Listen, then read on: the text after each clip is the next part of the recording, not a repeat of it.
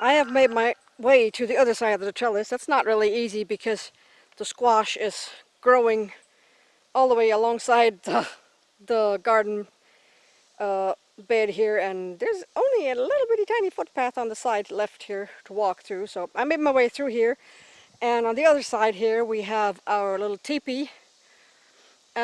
This is the bean teepee. We have Chinese red noodle beans growing on here that are just really now starting to take off, producing the first noodle beans. The Chinese red noodle beans really love the heat. They really take off when it gets hot. And we still have some canned from last year, but they are so good. They're a little sweeter than the normal beans. They grow very, very prolific, really easy going. I mean, you sow them in the ground and that's basically it. You water it every once in a while and it just does its thing and grows like crazy. And they're really, really good. I love these Chinese noodle beans. We're going to grow these every year, I'm sure. I just love them. Here on the side of this trellis, of this teepee, I had sugar snaps. The magnolia sugar snaps from Baker Creek I had sown here, but just as the peas, also the sugar snaps didn't do really well this year. I have no idea why. And I'm going to re-sow the peas and the sugar snaps for the fall and hope that they're going to do better. I think it got too hot too fast here because it was really, really, really hot in June. And I think both the peas and the sugar snaps didn't like that and didn't do well. So in between these two beds, right behind the trellis here, is another bed with, this is all our cantaloupe. Also, this whole bed is taken over by cantaloupes. They're also growing very prolific, same type we had last year. The cantaloupes are very sweet, very, very, very nice fruit. I also have 6 plants in here. And I love cantaloupe, and Mike likes it a lot too, so we're happy to have this growing so nicely here, and we're looking forward to having some very, very nice cantaloupe. In the background here you can see the corn, the corn, the corn, the corn. Oh my God, look at that corn. Okay, this bed here, this next bed, is our experiment bed.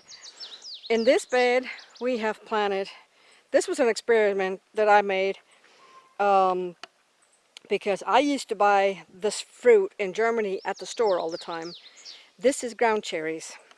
Not so very well known here, I don't think, for buying as a fruit, from what I've heard. But in Germany, you can buy ground cherries in the store where you buy your oranges and all your fruit in little baskets, and I remember buying them all the time, and they're really, really, I really like them, taste-wise. And when I saw the seed packets at Baker Creek, I figured I'm just gonna have to try this. And I didn't really think that they were gonna do much of anything, so I've just sown a whole bunch of them into this bed, and what can I say? They all came up. We're going to be drowned in ground cherries. They are growing, they apparently love it here. They are growing so prolifically, it's unbelievable. This whole bed here, even in the back, is all ground cherries. And just to give you an indicator of what they look like, let me see in here. There's one right here. They're already starting to put their fruit on. Let me see if I can get this to focus. When the ground cherries are ripe, the husks turn kind of a dark beige brown colored, and they fall off the stems, and that's when your fruit is ripe. Sometimes you can still pick them, but a lot of times they will fall off, and then you have your dark yellow, light orange colored fruit inside. That's very nice. You can make jams out of it, or you can bake cakes out of it, and I really like it a lot, and we're going to be slammed with them because they're on here everywhere. So this is ground cherries, an experiment that really, really worked out well. Another experiment that worked out extremely well is this behind the ground cherries. An experiment that's now already, I'd say 7-8 foot tall. This, my dear friends, is amaranth. This is the golden giant amaranth from Baker Creek. We tried this because we wanted to see how it does here, how it grows, what it looks like, and how it likes the weather here and the ground and everything, because we are thinking about actually using amaranth for ourselves as a grain substitute. Not for everything, of course, but just to have something that we can grow ourselves, because naturally we won't be growing grain for making bread and stuff on a large scale. But amaranth is so prolific. One plant puts out like a pound of seeds, and the reason it's not used commercially anymore, or it's not at all used commercially, is because you cannot harvest it with a machine. You have to hand harvest it, so it's not used commercially. And also when you buy amaranth in the store, which you can, I mean, I've seen it on the shelves here, it's extremely expensive because it has to be hand harvested. So we've tried this, and these turn out to be really, really beautiful plants, strong plants, like I said, already 8 foot tall, and they're just now starting to put their heads on. They're still very, very tiny, only like about an inch tall, so you cannot see them yet. But I'm sure the next video we make in the fall, when, or let's say a while, sometime in between, probably not quite in the fall. I don't know how long they take to mature now that they've started putting their heads on. But I'm going to show you definitely in the next video how they look and how they turn out when they have their risps open, because from what I've seen on the pictures, they look beautiful. But so this is the amaranth, another experiment, and it worked out really well. And we're going to save these seeds, and we're going to think about where we're going to plant a little section sometime starting next year. With all the seed that we're going to save from this, we're going to plant a bigger portion of land. Well, not a bigger portion, but a block of it, so we can actually do something with it. Here, a different perspective from the other side. This is also the amaranth from the other side, and I love this plant. It's really great. It did get hit a little bit by bugs when it was little, and it does have holes in the leaves, but it didn't hurt it too much, and it's still growing very nice. So in this next row here, we're on the other side now because it's really, really, really hot. In this next row here, we have peppers. I have a whole bunch of banana peppers growing here that are doing really nice, and I have to harvest these. Oh my goodness, look at that. They are like hanging full. Banana peppers, banana peppers. These banana peppers are doing terrific. They are hanging full. I definitely need to harvest some of these again. So banana peppers. Then on the end here, I have 3 cayenne peppers that I've planted for Mike because he likes it hot, whereas I don't. And I've got 3 cayenne pepper plants here. They're also doing well, and they're just starting to put out cayenne peppers. And Mike is going to dry those and turn them into cayenne powder. Here next to the peppers, and in between the peppers and the tomatoes on the trellis here, we have some more calendula. I have different varieties of calendula, all from Baker Creek. The strawberry blonde, the orange something, different varieties, and they're growing all over everywhere. So here is another trellis, and on this trellis we have 6 plants of cherry tomatoes. This is Chadwick cherry tomatoes, and my God, what can I say? I have to tell you that these Chadwicks are going bonkers. I mean, they are so full. hanging so full of fruit everywhere. And they're growing up this trellis, making their way up here. And I have them growing on the other side too, going on this side, up the trellis. And they are, what can I say, extremely prolific. We're going to have lots of cherry tomatoes. And underneath the trellis here, I'm going to have to move over here so you can see. Underneath the trellis, we have carrots. These are coral carrots, also from Baker Creek. And sadly, I don't know if you can tell here in the picture, but sadly we had a rabbit come in here and it chewed a bunch of the heads off, and it's regrowing now and still doing okay. And I still hope that we're going to have a lot of carrots, but of course they take a bit longer now that they got all chewed up. Here next to it we also have sown carrots, but it's been so hot that they didn't come up, so don't know if it's going to do anything or not, but carrots growing here anyway. On this side of the trellis also more of the cherry tomatoes. I am dying. It is so hot out here. I'm sorry guys. Go on this side here. Some more of these cherry tomatoes, and also you can see here, these cherry tomatoes are just doing absolutely fantastic. We're still waiting on tomatoes, period, to get red, because we've had a lot of rain and not much sun, but now it's so hot again. I'm hoping that now finally we're going to have some of these tomatoes also turn red. I really hope.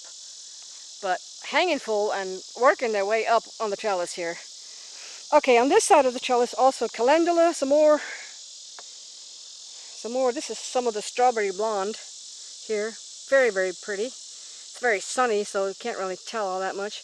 But that's a very pretty variety. I like that very much, the strawberry blonde calendula from Baker Creek. And here next to it on the left side of the trellis is more peppers. These are sweet peppers. The same type I had last year. I like those very much. That's the lipstick peppers. They're also very prolific. And as you can tell, they're hanging full everywhere. And I am waiting on them to turn red. They get a deep, deep red color, and they are fantastic, nice and sweet. Lipstick peppers, really a great variety. I love those. Here in the next bed, this is the cabbage bed. Cabbage got hit by cabbage worms really bad this year. The red cabbage is starting to do heads now. It's already actually too hot for them, but I'm still hoping. It just takes longer now that it's so hot. But they're building heads at the moment, and so we're going to be harvesting these, I would say probably in the next week. Red cabbage. I love red cabbage. Yummy, yummy, yummy, yummy. Here in the middle we have our Calabrese broccoli. The Calabrese broccoli, also as it's sitting right next to the carrots here, got hit by the rabbit. The rabbit has chewed off all the ends here, and it looks really sad. We're just gonna leave it standing for now, because as long as the rabbit chews up the rest of this broccoli, maybe it'll leave everything else alone. We have deer netting around the garden, and let me tell you, deer netting is extremely good for keeping out snakes. We've caught, I don't know how many copperheads in the deer netting that get tangled up in it and die. So no copperheads in my garden, which is brilliant, but it does not keep out any rabbits. So we don't really have deer in the garden because we have so much other stuff to eat around that the deer don't really want to go in the garden. I don't know why. I mean, I'm glad, but we don't really have to try to keep them out. So next year we're probably going to put some chicken wire around the garden to keep the rabbits out and the small stuff, which seems to be more important for us than the deer. Back here at the end of the row, we used to have the white cabbages. The white cabbages I've already harvested. We're also hit badly by cabbage worms, and everything's got holes and it's chewed. But I also got hit by the rabbit, and before it ate them all up, we took them all out. I had 8 white cabbages, and I started some sauerkraut, and I've also canned some white cabbages, which I've never done before, so I can't even tell you how it's going to turn out. I'll tell you when I open it up next year. A single lonely broccoli over there in the back that's totally chewed up. I've already in this bed with the cabbage, I've planted some pumpkins for the fall, and I will probably have to put some fertilizer in here after the cabbage to get the pumpkin to grow, but that's still stuff that needs to be done. Here in the background, again, the corn. Look at that beautiful corn. Oh my God, I can't get over it. It is so huge. I am looking forward to opening these and seeing how the corn's going to be. I'm going to be so excited. We're coming to the end of the garden, and back here in the back is where we got all our tomatoes. This row is 24 Amish paste tomatoes. I've never grown these before. We wanted to grow these last year, but we planted the seeds that we had that were given to us and didn't buy any. So this year we bought some seeds and we wanted to try the Amish paste, and I have to say I am smashed totally. I have not ever seen tomatoes grow that way. They are so full, and we have Amish paste tomatoes hanging on there that are as big as a fist. I don't know if that's supposed to be that way, but they're growing huge. We've built this trellis here. Was an idea I had because last year we really had a lot of big plants that fell over, that the trellises couldn't hold up, that we put sticks and sticks and sticks in it to hold them up. And they got too bushy and they got too tall, and it was really a pain. And this year I said we need to do something easy to hold these tomatoes up, since we can't let them grow up high and we don't have nothing to let them grow up indefinite. We'll have to let them grow fairly bushy, but we need something to hold them. So we got all this old fence that we pulled out. We pulled like, I don't know how many miles of old fence out in the winter time. And we had all this old fence, so what I've done is I've made 3 rows of fence and planted the tomatoes in between. And in between the tomatoes, I put string. That way the tomatoes can't fall to the side. So basically they're held up in one direction by the fence and in the other direction by strings.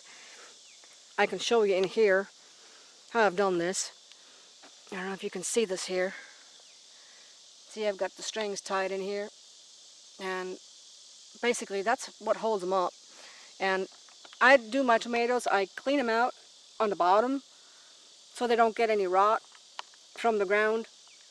And I don't clean them out as much as a lot of people do. I do let some side shoots grow and everything, because we can't let them grow up high. I usually have 2-3 branches growing, but these are so full, it's unbelievable. I cannot tell you. Look at these. I mean, they are hanging so full. And let me show you this here. I mean, look at that. Look at the size of them things. These are huge. Just to show you in comparison, I'm going to put my hand in here. Look at that. Big Amish paste tomatoes. Now all they got to do is turn red, and they're hanging full. this whole row. These are 24 plants, and all of them are hanging full like crazy. This is the other side. Also here, I mean, hanging full is Amish paste. Amish paste tomatoes are good for, as it says, for making paste. Good for making sauce. They don't have a whole lot of water content and not that many seeds. And they're really good for making tomato paste and tomato sauce. So I'm looking forward to canning a lot of tomatoes this year. Here at the edge of the tomatoes on both sides and both ends, I have basilicum growing, basil, red basil. This is not red basil. Yeah, I think it's the heat getting to me. I'm starting to mumble. This is purple basil. Of course, as you can tell, I mean, the color is very obvious. It's purple basil. Also a variety I got from Baker Creek. And this stuff I'm really, really happy with. It, I mean, look at it. It is beautiful. It grows so nicely. The smell of it, I wish you could smell this through the camera. Beautiful, beautiful basil. I'm going to dry some of this, of course, because it's growing like weeds. Oh, it smells so good. Oh my God. I wish you could smell this. I'm very happy with this variety, and I'm going to be growing this all the time, I think. I love it. I love the color. I love the smell. The taste is very, very good. And it grows absolutely fantastic. Last year I tried growing normal basil and it didn't even germinate. I mean, it did not do nothing. This I've just kind of sown directly into the ground and it just pop up and grow like crazy. Nice, nice, nice. I love it. So purple basil, I can really, really say that I love this plant. I am also very pleased with the Amish paste.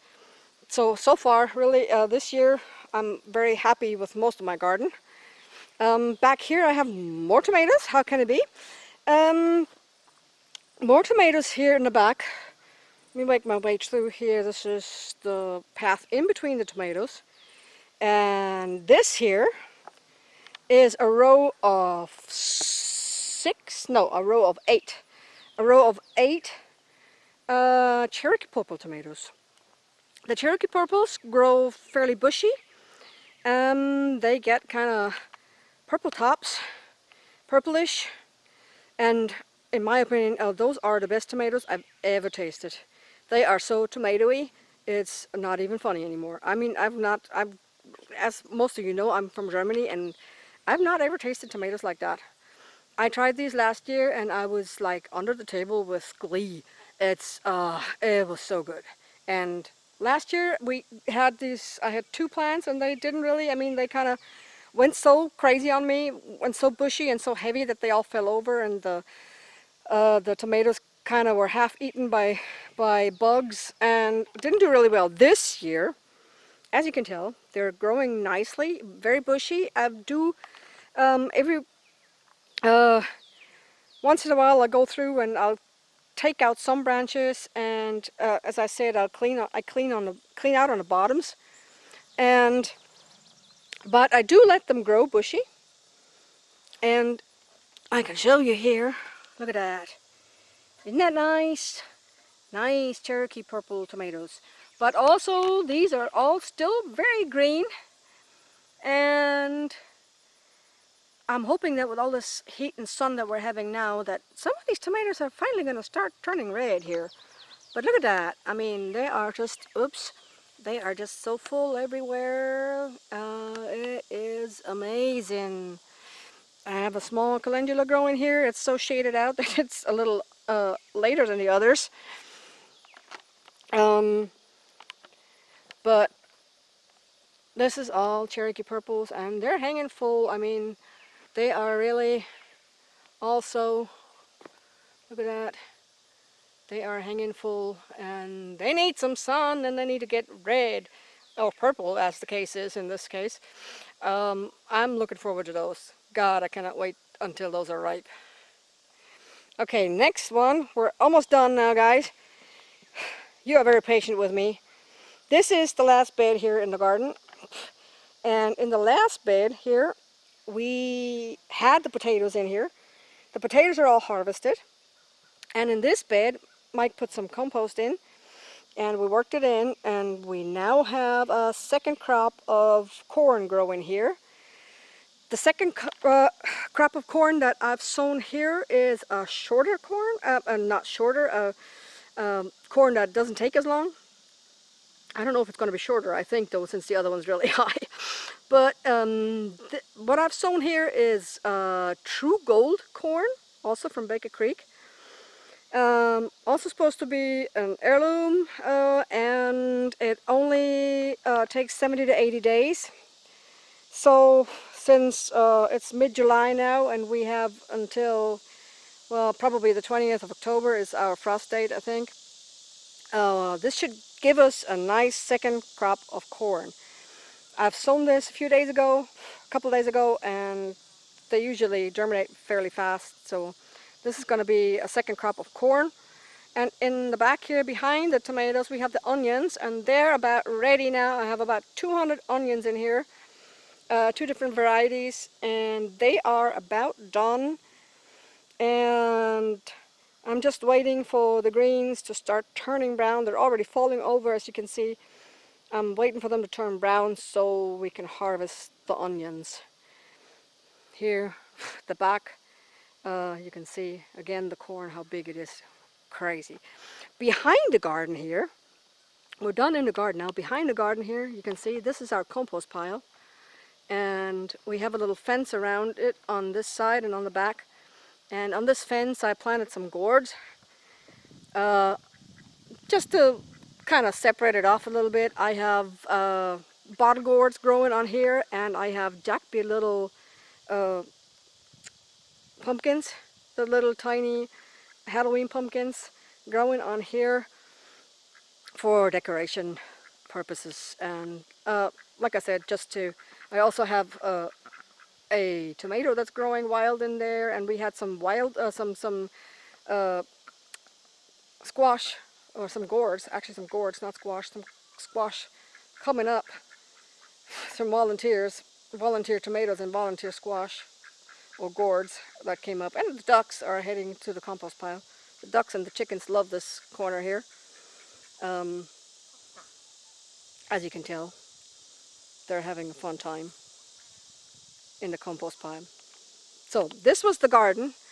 Just to show you a view, we're behind the garden now, and this is the compost pile, and over there in the back is our south field. Our south pasture is over there in the back. Through the trees you can see it, and in between here and the south pasture is our driveway, but it's so overgrown you can't really tell. And the driveway goes out this way and comes around on this side. Here's the side of the garden, the side of the yard. When you turn over, just to give you a little idea of the layout, this is the driveway as it comes in, and you turn over and this is the house, and the hill behind the house.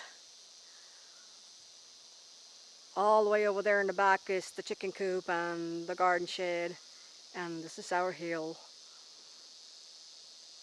And on this side is the barnyard, and over there in that spot of the barnyard is going to be the goat pen at some point.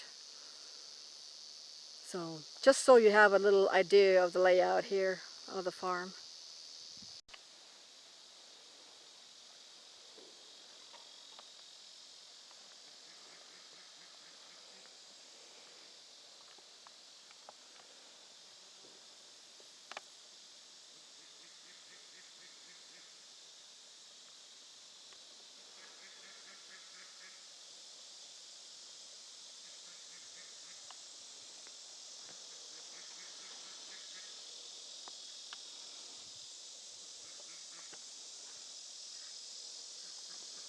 This is the bed with the strawberries and the blueberries and some thyme.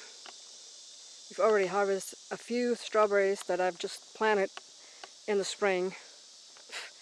ever-bearing strawberries, Ozark Beauties, and they're going to produce all summer, I hope.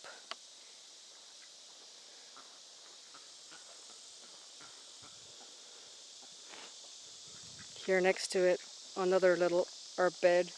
This is totally overgrown with thyme and some sage.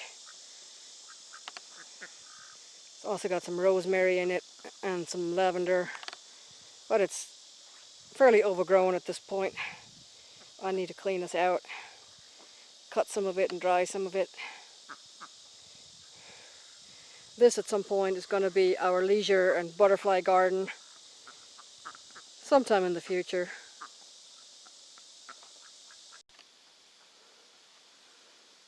The herb bed up on the hill, also a little overgrown at this time. There's all kinds of stuff in here. Echinacea, thyme, sage, oregano, Texas hummingbird mint, yarrow, some more thyme on the bottom, bee balm that's just done blooming now, and a few others, all going crazy.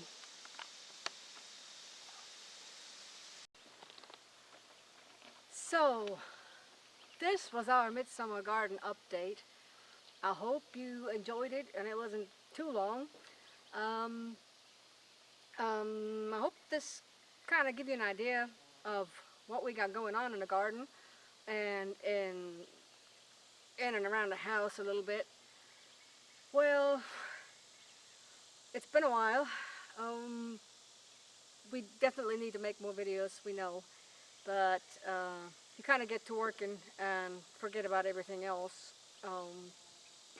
For us, the videos are still a way to communicate with family and friends that want to see what we're doing and to update them, not so much to actually do videos. But if we ever have a little bit less work, which I don't think that will ever happen, I hopefully can say that we will do more videos at a later time. The garden is very good this year. It's doing really well. I'm very happy with it. Not with everything, but with most of it. Much better than last year with the bugs. Definitely with spraying, that did help, even though it's, well, not what you want to do, but it's sometimes what you gotta do. If you want to eat, then you gotta deal with it somehow. I hope you enjoyed it. I enjoyed showing you around. I hope I wasn't too talkative. My mouth tends to run away with me. Next time we'll probably have some updates from the house from you. We're working on the house also. We've been tearing ceiling down in the basement and rearranging everything, and everything goes slowly because as you all well know, all the building materials have exploded in price, and it's just outrageous, and we are really thrown back with our work because we can't afford to buy all this stuff, even less than before now. So we're doing what we can without money or without a lot of money.